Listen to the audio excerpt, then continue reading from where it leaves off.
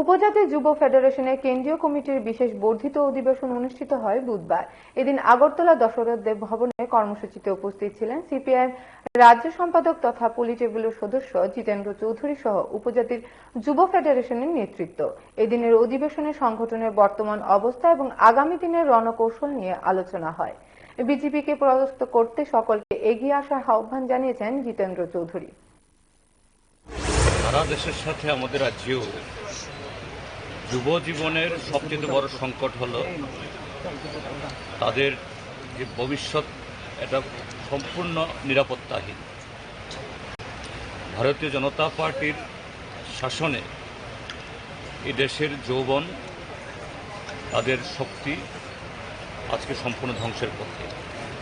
আর আমাদের রাজ্যে ভারতীয় জনতা পার্টি, ত্রিপুরামথা, আইপিএফটি মিলে এই ত্রিপুরাজ্যের যৌবনকে প্রায় বন্ধক দিয়ে দেওয়ার মতো, এবং এতে শুধু তাদের কর্মসংস্থানের সুযোগটাকেই তারা নষ্ট করে দিচ্ছে তা নয়, যে এই যৌবনকে নেশা এবং নানা ধরনের অপরাধের সাথে দিকে ঠেলে দিয়ে এটা আগামী শুধু এই বর্তমান প্রজন্ম না, আগামী বহু প্রজন্মকে ধ্বংস করার এটা গভীর চক্রান্তে ডক্টর মানিক সাহার নেতৃত্বে বর্তমান সরকার আজকে এই ধ্বংসাত্মক কাজে লিপ্ত হয়েছে।